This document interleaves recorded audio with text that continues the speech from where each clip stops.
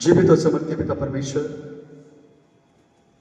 हृदय से धन्यवाद अर्पित करते हैं आज के सुंदर दिन के लिए जो प्रभु आपने हमारी जिंदगी से जोड़ा कि हम आपके हमद और आपके सताइश करें, गीतों को गा करके प्रभु आपकी प्रशंसा करें और आपके उस पवित्र नाम को जो सारे नामों में सबसे श्रेष्ठ और ऊंचा और आला है, उस नाम को लेकर के प्रभु आपके सताइश कर सके। हम सब लोगों के संग और साथ रहिए, मार्गदर्शन कीजिए ताकि पिता परमेश्वर हम आपके वचन के द्वारा उन बातों को जो हमारी जानकारी के लिए जरूरी है और अनिवार्य है उनको ग्रहण कर सके, सीख सके और आपके नाम की प्रशंसा कर सके। धन्यवाद पिता कि आपने हमारी प्रार्थना को सुनिए। सारा आदर, महिमा, गौरव आपको देते हैं। दुआ आपके नाम में मांगते हैं, ऐसे सुनिए और कबूल कीजिए। आमीन। जमायत कुर्बानी से अपने स्थानों पर बैठ जाए।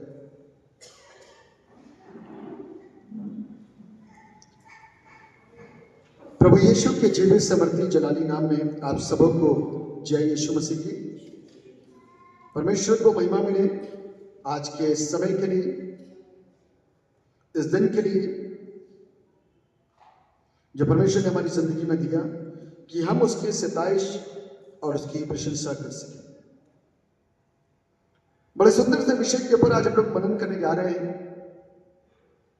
विषय है The child Jesus is revealed as the promised Savior. छोटा सा नन्हा सा यीशु इस बात के लिए कि वो एक उद्धार करता है के रूप में रिवील्ड हुआ। जिब्राइल ने जाकर के खबर सुनाई कि तुम्हारे लिए एक उद्धारकर्ता का जन्म हुआ है, तुम्हारे लिए एक उद्धारकर्ता का जन्म हुआ है। और उद्धारकर्ता इसलिए बताया जाना है क्योंकि लोग उस समय आस लगाए बैठे थे कि उनको कोई आएगा बचाने के लिए, उनको कोई आएगा छुड़ाने के लिए, उनको कोई आएगा उनकी हेल्प करने के लिए। इसलिए जब यीशु मसीह के विषय में यह सुना, मैं जन्म से सीधे मृत्यु के पास आ रहा हूं कि एक वो व्यक्ति आ रहा है जिसने बेतनिया में एक मुर्दे को, 4 दिन के मुर्दे को जिंदा कर दिया। तो उस मुर्दे को जिंदा करने वाले व्यक्ति को देखने के लिए बेतनिया से एक बड़ी भीड़ इकट्ठी हुई और यरूशलेम कि उस महापर्व में जो फसह का पर्व हुआ करता था प्रतिवर्ष के लिए, वहां पर एक बड़ी भीड़ देश देशांतरों से इकट्ठी हो रही थी क्योंकि सूचना पहुंच चुकी थी कि मुर्दे को जिंदा करने वाला आ रहा है। इसीलिए उसका स्वागत बहुत भव्य हुआ, बहुत अच्छा हुआ। लोगों ने खजूर की डालियां काट के उसके रास्ते में बिछाई, अपने कपड़ों को उतार करके उसके ऊपर बिछाया और ये नारे लगाते हुए होशन्ना होशन्ना होशन्ना का अर्थ होता है सेव अस, हमें बचा। होशन्ना जो अर्थ है, जो शब्द इसका अर्थ है हमें बचा, क्योंकि लोगों की जो लालसाएं थी, जो इच्छाएं थी, जो कामनाएं थी, जो सोच थे, जो विचार थे, वो संसारिक थे। क्योंकि उनको जरूरत थी छुटकारे की, उनको जरूरत थी ऐसी लीडरशिप से बचने के लिए कि उनके ऊपर जो दबाव, जो उनके ऊपर प्रेशर होता था, उन सारी चीजों से छुटकारा पाने के लिए। क्योंकि जिसने मुर्दे को जिंदा कर दिया तो वो क्या ही परमेश्वर होगा, क्या ही राजा होगा। क्योंकि उन्होंने तो एक संसारिक और स्वाभाविक राजा को सोचा था और वही मांग की। इसीलिए जोर के नारे लगा करके चिल्लाते हैं सेव अस, होशन्ना। क्योंकि वो संसारिक थे, उनका विश्वास संसारिक था, उनकी मांग संसारिक थी, उनकी सुरक्षा भी संसारिक तरीके से उनको चाहिए थी। इसलिए 4 दिन के बाद 5वें दिन उनका ये जोश ठंडा हो गया। 5वें दिन उनका ये जोश ठंडा हो गया। जिन लोगों ने आवाज लगा लगा करके चिल्लाया था कि हमें बचा, होशन्ना होशन्ना होशन्ना। उसी के लिए 5 दिन के बाद इनके स्वर बदल गए और कहते हैं इसको क्रूस दे।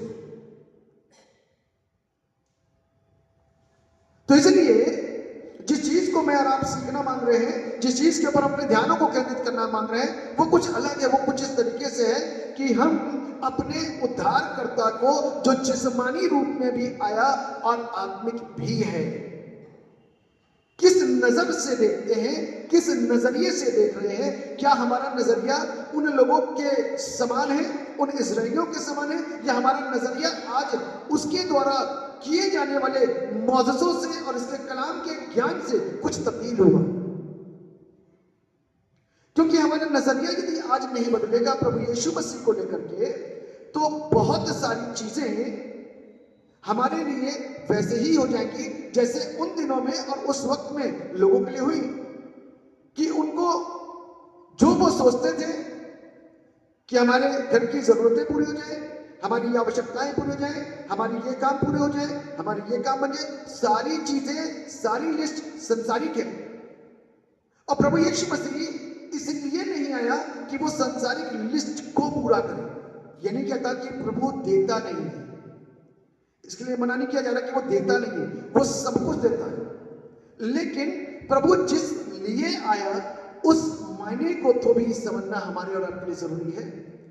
वो इस संसार का नहीं है, वो उस स्वर्ग का परमेश्वर है जो इस संसार में आकर के मुझको बचा करके ले जाना चाहता है। उस स्वर्गीय स्थानों में वो मुकाम देना चाहता है, वो स्थान देना चाहता है, वो घर देना चाहता है जहां वो मुझको और आपको जब भी मिलना चाहे तो मिल सकता है।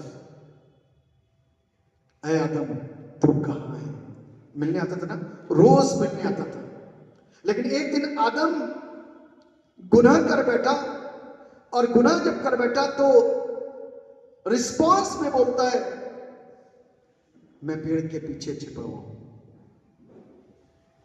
मैं पेड़ के पीछे छिपा हूं। जब मैं और आप गलतियों को समझ जाते हैं, ये आदम के अंदर सिर्फ एक छोटा सा गुनाह आया, और आज की सोच के अनुसार छोटा सा गुनाह, लेकिन परमेश्वर की दृष्टि में बड़ा गुनाह, जिसकी बड़ी सजा मिली। परमेश्वर की उपस्थिति से बाहर जा गया, और उसके बाद में जाने के बाद में पहरेदारों को बैठा दिया गया कि दोबारा ये अंदर ना आ सके। क्योंकि परमेश्वर जिस बात से घृणा करता, नफरत करता है, वो है आज्ञा का टालना या आज्ञा का ना मानना। नंगे तब भी थे, नंगे अब भी थे, लेकिन अब क्या हुआ, उस नंगता को वो पहचान नहीं पाते थे क्योंकि वो परमेश्वर की उपस्थिति में थे, आत्मिक आंखें खुली हुई थी। लेकिन आज ये उस आज्ञा को तोड़ने के बाद में भी नंगे हैं, लेकिन अब नंगता दिखने लग गई, इसलिए अपने आप को उस पवित्रताई से छिपाने की कोशिश कर रहे हैं, उस सच्चाई से छिपाने की कोशिश कर रहे हैं, उस तेज से अपने आप को छिपाने की कोशिश कर रहे हैं, क्योंकि उनको महसूस हो गया कि मैंने और हमने मिल करके पाप और गुनाह कर दिया। एक ऐसा गुनाह, एक ऐसा पाप जिसे खुदावंद पसंद नहीं करता, उसकी आज्ञा को तोड़ना। और उन्होंने उस आज्ञा को तोड़ करके अब वो उस कटघरे में खड़े हो गए हैं कि वो अपने आप को खुद बताते हैं, आई एम अ सिनर, मैं दोषी हूं। ये वो सवाल है जिसके लिए, ये वो बात है जिसके लिए मैं और आप परमेश्वर के सामने कभी भी सर ऊंचा करके नहीं कह पाएंगे कि प्रभु मुझे तो इस चीज के विषय में किसी ने अवगत कराया ही नहीं। बाइबल कहती है एक बार एक विवाह था, उस विवाह में एक विशेष वस्त्र ठहराए गए थे कि उस विवाह में उन लोगों को वस्त्र पहन करके ही जाना। सब वस्त्र पहने हुए थे, सिर्फ एक को छोड़कर। इससे क्या प्रतीत होता है, इससे सीखने को हमको यह मिलता है कि विवाह में जाना तो चाहते हैं, लेकिन जो विवाह में पहुंचने की जो रिक्वायरमेंट्स है उसको हमने ठीक से नहीं पढ़ा, उसको हमने ठीक ठीक से नहीं पढ़ा, इसलिए हम यूं ही चले गए विवाह में और हमारी पहचान इतनी बड़ी भीड़ के अंदर अकेले हो गई, क्योंकि सब वस्त्र धारण करे हुए थे लेकिन एक बंदा वस्त्र धारण नहीं किए हुए था। और बाइबल कहती है इसको उठाओ और अंधेरे में डाल दो। वो अपना मुंह ऊपर नहीं कर सका क्योंकि वो दोषी था और इस बात को उसने मान लिया कि मैं दोषी हूं, आई एम अ सिनर। रोमी की पुस्तक में लिखा हुआ है सबने पाप किया, परमेश्वर की महिमा से रहित हैं, सब पापी। यानी कि हर एक पापी जब परमेश्वर के सामने खड़ा होगा ना, एक भी जन ये नहीं बोल पाएगा कि मैंने पाप नहीं किया, क्योंकि उसका पाप उसके सामने होगा और वो अपने पाप के चलते परमेश्वर से छिपा हुआ होगा और उसकी गर्दन नीचे होगी और वो सर झुका करके खड़ा हुआ होगा और वो परमेश्वर के सामने सर नहीं उठा सकता क्योंकि वो सिनर है और उसने गुनाह किया। लेकिन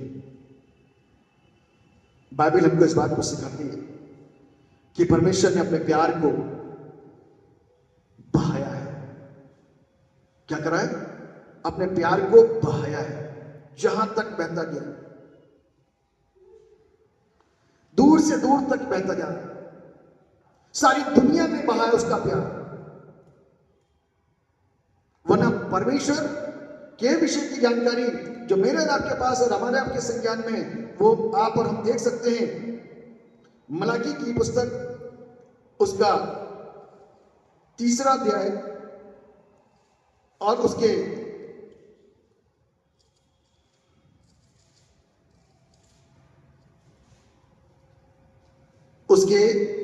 2 पद को मैं आपके लिए पढ़ूंगा। लिखा हुआ है परंतु उसके आने के दिन को कौन सह सकेगा? जब प्रभु आएगा तो उसके आने के दिन को कौन सह सकेगा? और जब वो दिखाई दे तब कौन खड़ा रह सकेगा? ये एक बड़ा प्रश्न है, क्वेश्चन मार्क। पापी खड़ा नहीं रह सकता, गुनहगार खड़ा रह नहीं सकता, आज्ञा को तोड़ने वाला खड़ा रह नहीं सकता। क्यों?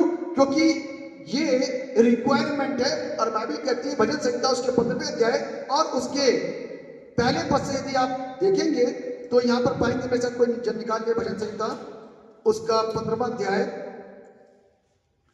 और उसके पहले पद से मैं पढ़ रहा हूं। हे परमेश्वर तेरे तंबू में कौन रहेगा? तेरे तंबू में कौन रहेगा? यह प्रश्न करांगे। तेरे पवित्र पर्वत पर कौन बसने पाएगा? वो जो खनाई से चलता और धर्म के काम करता है। जो इस पृथ्वी पर कैसे चलेगा? खराई के साथ चलेगा, धर्म के काम करेगा, हृदय से सच बोलेगा। वो कहां पर होगा? परमेश्वर के पवित्र पर्वत पर। दूसरी बात, जो अपनी जीभ से निंदा नहीं करता और ना अपने मित्र की बुराई करता और ना अपने पड़ोसी की निंदा सुनता है, वो कहां होगा? परमेश्वर के पवित्र पर्वत पर। वो जिसकी दृष्टि में निकम्मा मनुष्य तुच्छ है और जो यहोवा के निर्णयों का आदर करता है, जो शपथ खाकर बदलता नहीं चाहे हानि उठानी पड़े, वो कहां खड़ा होगा? परमेश्वर के पवित्र पर्वत पर। जो अपना रुपया ब्याज पर नहीं देता और निर्दोष की हानि करने के लिए घूस नहीं देता, जो कोई ऐसी चाल चलता है वो कभी ना डगमगाएगा। कहां खड़ा होगा? परमेश्वर के पवित्र पर्वत पर। मेरे प्रिय, आज परमेश्वर इतना पवित्र है कि उसको मैं और आप और पाप और अंधकार उसका सामना नहीं कर सकता। इसीलिए उसने मेरे और आपके लिए एक बीच का रास्ता निकाला और वो था यीशु मसीह। कौन है? यीशु मसीह। और यीशु मसीह बीच का रास्ता। वो अब ये ना सोचे कि या कहते वो कुछ बीच में ऐसे ही हो गया। वो परमेश्वर की योजना के साथ में अब परमेश्वर ही है। उसको हम छोटा नहीं आंक सकते, उसको हम सिर्फ यूं ही नहीं कह सकते कि वो यीशु था, वो परमेश्वर नहीं, जैसे और लोग समझते हैं। वो स्वयं परमेश्वर है, क्योंकि उसने गर्भ को लिया और उससे पैदा हुआ, हमारे समान बना और जीवन जिया। जैसे हम थे वैसा ही वो रहा। इसलिए उसने जीवन को जीने के बाद में परमेश्वर से बात करी, ऐ बाप ये नहीं जानते कि क्या करते। ये बात करने का दम किसके अंदर था? मेरे अंदर। क्योंकि मुझे तो मालूम नहीं हम कर क्या रहे हैं। ये बात को कौन जानता था? सिर्फ हमारा प्रभु यीशु मसीह। और उसने मेरे और आपके लिए मध्यस्थता को किया। ऐ बाप, ये नहीं जानते कि क्या करते हैं, इन्हें क्षमा कर दो।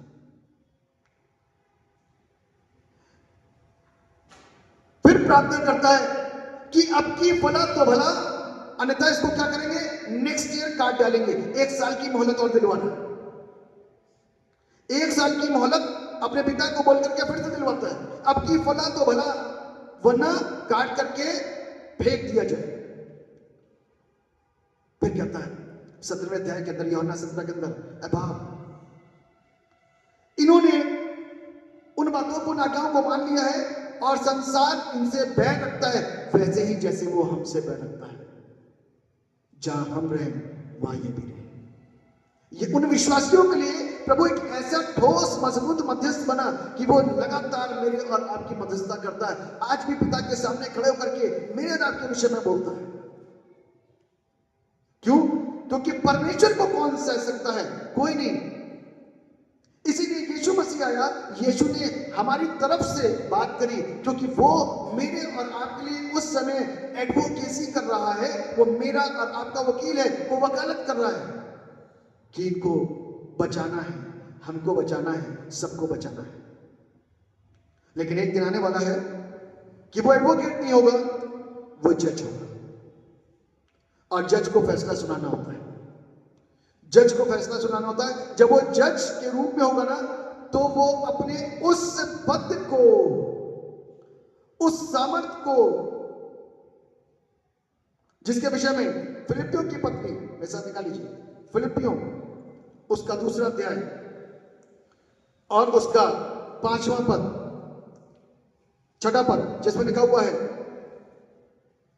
जिसने परमेश्वर के स्वरूप में होकर भी परमेश्वर के तुल्य होने को अपने वश में रखने की वस्तु न समझा, अपने आप को क्या कर दिया, शून्य कर दिया। लेकिन अब शून्य नहीं है, अब वो जज बनकर के आया हुआ है, और जज अपनी पूरी क्षमता और अपनी पूरी ताकत के साथ में और अपने पूरे दैवीय शक्ति के रूप में वो मेरा और आपका न्याय करेगा, और उसका न्याय कभी भी कलंकित नहीं हो सकता। और जब वो न्याय करेगा तो उसके सामने जो भी लोग होंगे, उनके सर, यदि वो खुदा की आज्ञा का उल्लंघन करके बैठे, झुक जाएंगे। और यदि उन लोगों ने प्रभु को स्वीकारा है, तो मेरे प्रियो, उनकी आंखें परमेश्वर के सामने लगी रहेंगी उसकी हम और तारीफ करने के लिए। यह है खुदा का कलाम जो मुझको और आपको निरंतर आशीष देता है। मेरे प्रियो, आपको मालूम है उसका जन्म और उसकी मृत्यु बहुत इंपॉर्टेंट है। कलवरी क्रूस के ऊपर टंगे हुए उसने मुझको और आपको बचाया। आपको मालूम है आपके चर्च के अंदर ये क्रॉस को छोड़ करके ये पूरा 15 क्रॉस के ऊपर टिका हुआ सारा सिस्टम। जब भी आप देखेंगे ना, ये सब क्रॉस बनी हुई है, 15 क्रॉस है, और 15 क्रॉस के ऊपर आपका ये पूरा सिस्टम टिका हुआ है। क्रॉस कितनी बड़ी शक्ति है। और ये क्रूस जो मुझको और आपको निशानी के तौर पर दिया गया है कि आज गले में तो टांग लिया जाता है, लेकिन उसकी सामर्थ्य और उसकी शक्ति को मैं और आप कई बार पहचानने में असमर्थ हैं। क्रूस पर टंगे हुए उसने मेरे लिए अपनी कुर्बानी को देकर के मुझको और आपको स्वतंत्र आजाद कर दिया। जॉन द बैप्टिस्ट कहता है, see the lamb of God. यीशु का मेमना चला आ रहा है। उसको मालूम है ये कौन है, उसको मालूम है ये कौन है, अच्छी तरीके से समझ रहा है, क्योंकि वो एम्बेसडर है। और एम्बेसडर जो राजदूत होता है, वो अपने जो भी प्रेसिडेंट है उसको अच्छी तरीके से जानता है और उसकी खूबियों को बताता है, और वो जानता है, आत्मा में उसको सिखाया गया और बताया गया कि ये परमेश्वर का मेमना है। और वो मेमना मेरे और आपके लिए बलिदान होने के लिए क्या हुआ, तैयार किया गया। और वो बलिदान होने के लिए मेरे और आपके मध्य में आया। मुझे पता भी नहीं चला कि वो इतने से इतना हो गया, डील डोल में बढ़ता गया, और करते करते करते करते करते मेरी आजादी के लिए कलवरी क्रूस के ऊपर टंग करके मुझको बचा लिया। इससे पहले कि प्राण पिता के हाथों में सुपुर्द करे, इससे पहले कि आत्मा अपने पिता के हाथों में सुपुर्द करे, वो 7 बारियों को बोल करके मुझको और आपको सुरक्षित कर लिया। 7 बारियों को कलवरी क्रूस से बोल करके मुझको और आपको और जो प्यार था उसका मेरे प्रति, जो प्यार था उसका संसार के प्रति, वो सब बयान कर दिया। 4 बातें स्वर्ग की थी, 3 बातें धरती की थी। ये एक्सप्रेशन था उसका कलवरी क्रूस से। जब हम लोग रोजों के दिनों में मिलेंगे और उस समय में जब गुड फ्राइडे होगा, तब उसके एक्सप्रेशंस जो थे वो शेयर किए जाएंगे, ताकि आप और मैं उस परमेश्वर के दर्द और उसके पीड़ा और उसके मोहब्बत और उसके अंदाज को समझ पाए कि वो कैसा परमेश्वर है। शैतान ने सोचा कि डंक खत्म, अब कुछ नहीं हो सकता, अब मेरा राज चलेगा। लेकिन शैतान इस बात को भूल गया कि सारी मखलूकात परमेश्वर के द्वारा ही रची और बनाई गई है। जब तीसरे दिन मुर्दों में से यीशु मसीह जी उठा, तो शैतान का डर, उसका भय, उसकी हार उसको मालूम हो गई कि वो हार चुका है, कुछ नहीं कर सकता। अब जो काम वो करता है सिर्फ डराने का करता है।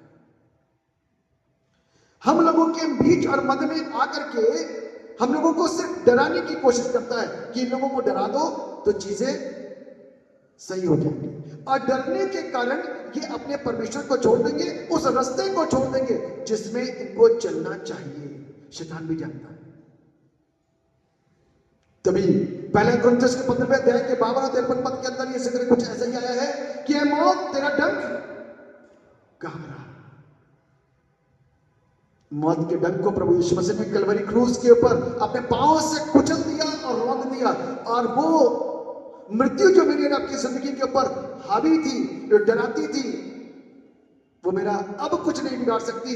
लेकिन उसके लिए प्रभु यीशु मसीह का कलाम कहता है कि ये सारी चीजें मेरे और आपके लिए एक ऑफर है। पापों से आजाद तो उसने मुझको कर दिया, फुल पेनल्टी पे करी उसने अधोलोक में जाकर। शैतान नहीं बोल सकता कि प्रभु कल उन गहराइयों में नहीं गया। प्रभु यीशु मसीह उन गहराइयों में गए, फुल पेनल्टी पे करी और ऊपर आकर के रिजरेक्ट हुआ प्रभु यीशु।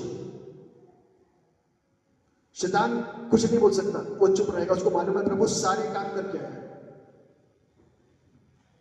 उस पेनल्टी को पे करा किसके लिए? मेरे लिए। गुनहगार कौन था? मैं था, और मुझको और आपको आजाद करा। यही आज का थीम है। कहता है the Christ Jesus is revealed as the promised saviour.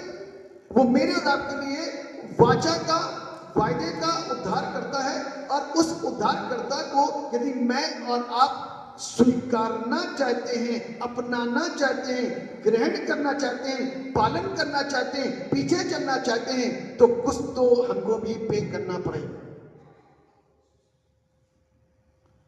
कुछ तो हमको भी पे करना पड़ेगा ताकि हम प्रभु की आज्ञा का पालन करते हुए सुरक्षित हो सके। बाइबल कहती है जाओ जाकर के इनको चेला बनाओ और पिता पुत्र पवित्र आत्मा के नाम में बपतिस्मा दो। प्रभु मुझको और आपको कहते हैं चेला बनने के लिए। जब एलिया का चेला एलिशा बना तो आप सोच सकते हैं एलिशा ने क्या क्या पे किया होगा। यदि एलिया ने बोला पानी चाहिए गिलास, तो पानी उठा के दिया होगा उसने। यदि एलिया ने कहा मुझे खाना इस टाइम पे मिलना चाहिए, तो ला करके खाना उसी टाइम मिला। क्योंकि शिष्य बनना सिर्फ नाम से नहीं होता है, उसकी शिष्यता का पालन करना अपने स्वामी के अनुसार करना ही पड़ता है। और ठीक उसी प्रकार से यीशु मसीह की शिष्यता को यदि आज मैं और आप जो उसके मानने वाले हैं, जो उस पर बिलीव करने वाले हैं, इसीलिए मैं और आप क्राइस्ट नहीं है, हम क्रिश्चियन है, क्योंकि क्राइस्ट के फॉलोवर है, इसीलिए क्रिश्चियन लिखा जाता है। क्रिश्चियनिटी को मानने वाले हम उसके फॉलोवर हैं, उसके पीछे चलने वाले हैं, उसके चेले हैं, उसके लोग हैं। और मुझको और आपको प्रभु ने एक ऐसा गुरु बना जिसने मेरे और आपके लिए सब कुछ दिया है। आज एक छोटी सी मांग करता है, अपना दिल खोलो, बंद ना करो। आत्मा का रूप धर के राजा यीशु मेरे पास खड़ा है। यदि आज मैं और आप अपने हृदय को प्रभु के लिए खोल देंगे तो शायद प्रभु की एंट्री मेरे और आपकी जिंदगी में आ जाए। लेकिन वो एंट्री मेरे और आपकी जीवन में तभी होगी जब मैं और आप अपने हृदय को उसके लिए खोलें। बाइबल कहती है तुम्हारी सेवा, तुम्हारी धार्मिकता दिखावे की ना हो। रोमियो 12 और उसका पहला पद और दूसरा पद लिखा हुआ है, इसलिए हे भाइयों, मैं तुमसे परमेश्वर की दया स्मरण दिलाकर विनती करता हूं कि अपने शरीरों को जीवित और पवित्र और परमेश्वर को भावता हुआ बलिदान करके चाहो। अपने जीवन को हमें कैसे रखना है? लिखा है अपने शरीरों को, आत्मा की बात नहीं करी, शरीर है, इसके अंदर आत्मा है, अपने शरीरों को, क्योंकि ये शरीर आत्मा के विरोध में और आत्मा शरीर के विरोध में काम करता है, इसलिए बाइबल कहती है अपने शरीरों को जीवित, पवित्र और परमेश्वर को भावता हुआ बलिदान करके चढ़ाओ, यही तुम्हारी आत्मिक सेवा है। और शरीर जब तक है तब तक मेरे और आपको अपने मसीह के साथ में इस प्रकार की जिंदगी बसर करनी जरूरी है। इसको कैसा करना है? मुझको, इसको और आपको जीवित रखना है। ये आंखें पाप करती हैं, ये शरीर पाप करता है। कई बार हम लोगों के पास में, पासवानों के पास में, कई ऐसे युवा, कई ऐसे परिवार, कई ऐसे लोग आते हैं जो अपने दर्द को, अपनी पीड़ाओं को बयान करते हैं, क्योंकि उनको ये इस बात का एहसास हो जाता है कि उन्होंने कुछ गलती करी। और मैं ये नहीं कहता कि लोग गलतियां नहीं करते, गलतियां करते हैं। गलती करने के बाद जब एहसास होता है तो उस एहसास को अपने अंदर मानते हुए उसको मान लेना चाहिए कि मैंने कुछ गलती परमेश्वर के विरोध में कर दी है। ठीक उसी प्रकार से जैसे मुसरिफ बेटे ने गलती करी, बाप के घर में रहने के बाद, सब कुछ प्राप्त करने के बाद, सब कुछ सीखने के बाद में क्या कर दिया? गुनाह करा। और गुनाह करने के बाद में जब उसको दिखा कि अब कोई ऑप्शन नहीं रहा, तो एहसास हुआ कि मैं अपनी आशीष को छोड़ करके आया, अपनी ब्लेसिंग्स को छोड़। क्योंकि कई बार अच्छे जीवन में रहने से हमको वो अच्छाई समझ में नहीं आती, बाहर के लोगों को दिखती है, लेकिन घर के लोगों को नहीं दिखती है कि हमारा घर, हमारा परिवार, हमारा चर्च कितना आशीषित है। बाहर के लोगों को दिख रहा होता है, लेकिन हमें समझ नहीं आता ऐसा, तो हम घर छोड़ करके बाहर जाते हैं। उससे बेटा घर छोड़कर बाहर गया, जब बाहर गया ना, तब उसको सारे चीजों का अता पता चल गया। तब उसको लगा कि मेरा घर इज द बेस्ट हाउस। अच्छा, इसलिए संसार के किसी भी रीतियों में, किसी भी रिवाजों में, किसी भी मान्यताओं में लोग चलते हैं, लेकिन जब वो यीशु के पास आते हैं, आज भीड़ यीशु के पास आ क्यों रही है? आपको मालूम है आज इतनी भीड़ यीशु के भवनों को भर क्यों रही है? उसके पीछे सिर्फ एक रीजन है, उसके पीछे सिर्फ एक कारण है, क्योंकि यहां कुछ होता हुआ दिखाई दे रहा है। आपको मालूम है होता हुआ कैसे दिखाई दे रहा है? आपके घर में या मेरे घर में कोई ऐसा काम हम कर रहे हो सालों से, और उस सालों से किए जाने वाले कार्यों का विवरण मेरे घर से दूसरे घर में यदि ना पहुंचे तो क्या होगा? वो चीज बाहर बयान नहीं हो सकती, लेकिन जब उसका वर्णन और उसका विवरण बाहर किया जाएगा तभी लोगों तक वो सूचना पहुंचेगी। ठीक उसी प्रकार से मेरे प्रिय, आज यीशु मसीह प्रकाशित जब हुआ ना, तो क्या हुआ? यीशु मसीह ने आकर के नहीं बोला मैं उद्धार करता हूं, स्वर्गदूतों ने आके बोला जगत का मुक्तिदाता उद्धार करता जन्मा हुआ, जाओ उसके पास। यीशु मसीह ने क्या कहा? ये नहीं बोला कि मुझे खुदा मान लो या क्यों खुदा है, लेकिन हमेशा अपने आप को छिपा करके रखता था। किसी से मत कहना कि किसने तुम्हें चंगा करा। पत्थर से कहता बस शांत रहे, तुझ पर परमेश्वर का तेज प्रकट हुआ, इसीलिए तू जान पाया कि मैं परमेश्वर का पुत्र मसीह हूं। किसी से ना कहना, हमेशा अपने आप को। यीशु मसीह तो अपने कार्यों के द्वारा हमेशा प्रचलित होता चला, अपने अच्छे जीवन के द्वारा, अच्छे स्वभाव के द्वारा, अच्छे कर्मों के द्वारा प्रचलित हुआ। और उसने उस सेवकाई को जो सिर्फ पैलेस्टाइन के अंदर रहते हुए करीब 33.5 साल, ग्लोबल कब हुआ? जब उसकी मृत्यु हो गई, उसके बाद सारी दुनिया में आज यीशु मसीह को लोग जानते हैं। मेरे प्रियो, यीशु वो है जिसको जानना और जिसके पीछे चलना मेरे और आपके लिए बहुत जरूरी है। इस बात को यदि हम जानते हैं कि यीशु ने मेरे लिए पेनल्टी पे करी ताकि मेरे गुनाहों से मुझको आजादी मिल सके। गुनाह की जो बड़ी शक्ति थी ना, पाप का जो बल है ना, पावर ऑफ सिन जो है, वो पावर ऑफ सिन मेरे को अलग नहीं होने देती इस पाप से। लेकिन उस पावर ऑफ सिन की तोड़ सिर्फ यीशु है। पावर ऑफ सिन को कोई मुझसे लगना इतना अच्छा है, इतना खूबसूरत है, इतना आकर्षक है कि मैं पाप को कभी ना छोड़ूं। यदि मुझसे कोई ना कहे तो मैं पाप को कभी ना छोड़ूं। कोई कहे कि ये पाप करते रहो स्वर्ग मिल जाएगा, तो कोई पाप को नहीं छोड़ेगा, 100% कोई नहीं मानेगा। ये तो रिस्ट्रिक्शन इतने ज्यादा आ गए हैं कि हमको पाप छोड़ना पड़ता है।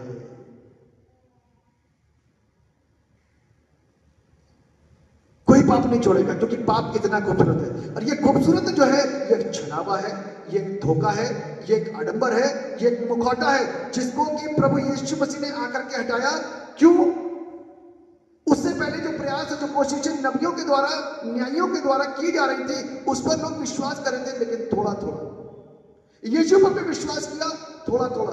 बलिदान जो हो गया वो एक बड़ा काम था, खून जो बह गया वो एक बड़ा काम था, देह जो छेदी गई वो एक बड़ा काम था, क्योंकि एक पाक लहू टपक टपक के मुझको और आपको आज तक बचा रहा है। उसकी ताकत इतनी है कि वो पावर ऑफ सिन जो है उस खून के द्वारा उसकी शक्ति नगण्य हो गई, खत्म हो गई।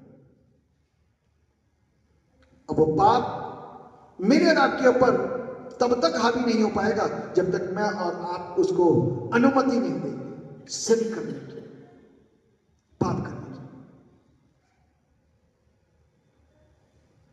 उसके बाद मेरे और आपके लिए पवित्र होने का ऑफर है, उसके बाद मेरे और आपको महिमा प्राप्त करने का ऑफर है। ये ऑफर है, थोपा नहीं किया। कोई स्वर्ग में जाकर के बोलते प्रभु जबरदस्ती आपने हमको पवित्र बना दिया, हम तो चाहते भी नहीं थे पवित्र होना। तो प्रभु कभी भी कोई चीज थोपते नहीं, यह ऑफर है। जो कोई इस ऑफर को लेना चाहता है ले सकता है, क्योंकि प्रभु प्रेशर के साथ में मुझको स्वर्ग नहीं पहुंचाया। प्रभु ने ये सारी चीजें मुझको सिखाई, मुझ पर जताई, अकेले नहीं, नबियों के द्वारा, न्यायियों के द्वारा, राजाओं के द्वारा, प्रेरितों के द्वारा, याजकों के द्वारा, इन सारी चीजों को प्रकट करा, प्रोफेसी करी, चंगाइयां करी, सब कुछ करा। ये सब कुछ के पीछे सिर्फ ये निर्देश थे, ये दर्शाया जाता कि तुम्हें ये ऑफर स्वीकार करना है या नहीं। ये सब तुम्हारे लिए, चाहोगे तो बस पाप को छोड़ो और मेरे पीछे हो लो। ये मौका है मेरे प्रियो। यदि आज मैं और आप इस अवसर को लेना चाहते हैं तो तैयार हो जाए। शैतान तो हारा हुआ नहीं, आज नहीं, कलवरी क्रूस पर प्रभु यीशु मसीह उसको परास्त कर चुके, हरा चुके। वो फिर से जीवित होकर के हमारे जीवन को परास्त नहीं कर सकता, उसके पास इतनी ताकत नहीं है। यदि मैं और आप विश्वासी हैं तो उसके पास इतनी ताकत नहीं कि वो मुझको और आपको परास्त कर सके। लेकिन बस उसकी करवटें जो वो लेता है ना, उससे मैं और आप डर जाते हैं। एक छोटा सा उदाहरण देकर के खत्म करूंगा कि एक बार की बात है, शायद हो सकता है मैं आपके साथ शेयर कर चुका हूं, लेकिन फिर से बताऊंगा। एक बार की बात है, एक बाप और बेटा थे, जा रहे थे घूमने एक बगीचे से होते, और बाप ने कहा मैं आगे चलूंगा, जो भी चीजें समस्या आएंगी उसको मैं फेस करूंगा, तू मेरे पीछे आ। उसने कहा ठीक है आप चलिए। और बेटा बहुत खुश, बाप आगे चल रहा है, बेटा पीछे चल रहा है। बेटा सुंदर सुंदर फूलों को देख करके पापा को बार बार चिल्ला के बोलता है, पापा कितना अच्छा फूल है, इसका कलर कितना प्यारा है, ये कितनी अच्छी तितली है, ये कितना अच्छा है, बहुत अच्छा है। पापा बोला ठीक है देखता रहे, और पीछे पीछे आता रहे। बाप आगे बढ़ता रहा, पीछे पीछे बच्चा आता रहा। थोड़ी देर के बाद में बाप क्या देखता है कि एक बड़ा सांप सामने आ गया। अब क्या करें? बाप ने उस सांप से लड़ाई करके उस सांप के मुंह को कुचल दिया, मार दिया, खत्म कर दिया, उसका डंक तोड़ दिया, मार के बाप आगे चल दिया, बेटा पीछे आ गया। बाप ने बोला बेटा चिंता मत कर, ये सांप को मैंने मार दिया है, आजा। लेकिन बेटा वहां पर खड़ा होकर चिल्ला के बोलता है पापा ये सांप। कहता चिंता मत कर, आजा, ये मरा हुआ है, अरे ये हिल रहा है। कहता ये मरा हुआ है, ये हिलता रहेगा, ऐसी करवटें लेगा, इसकी पूंछ भी करवटें लेगी, चिंता मत कर, अभी ताजा ताजा मरा है, तू आ जा, ये कुछ तेरा नहीं बिगाड़ सकता। मेरे प्रियो, आज जो उसकी करवटें है ना, आज विश्वासी और लोग उसी से डर रहे हैं। मरे हुए खिलाड़ी को प्रभु यीशु मसीह कलवरी क्रूस के पर परास्त करके मुझको और आपको जीवन दे चुका है। आज मुझे डरने की जरूरत नहीं है, पांव रख करके आगे निकलना है। वो सर भी नहीं उठा सकता, हालेलुया, वो सर भी नहीं उठा सकता, इतना ध्यान रखिएगा। कुचला गया है वो प्रभु यीशु मसीह के द्वारा।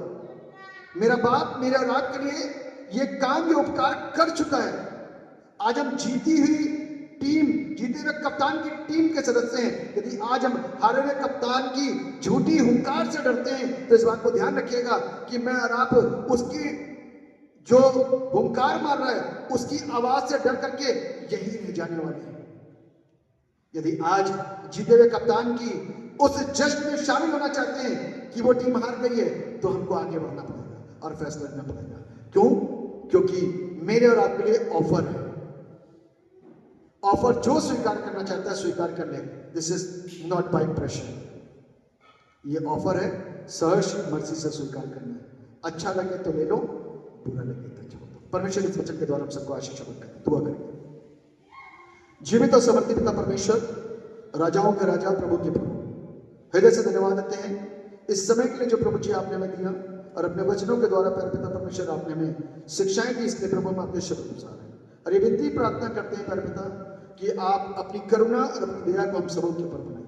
एक दया प्यारे पिता शमौन के ऊपर हुई और उसके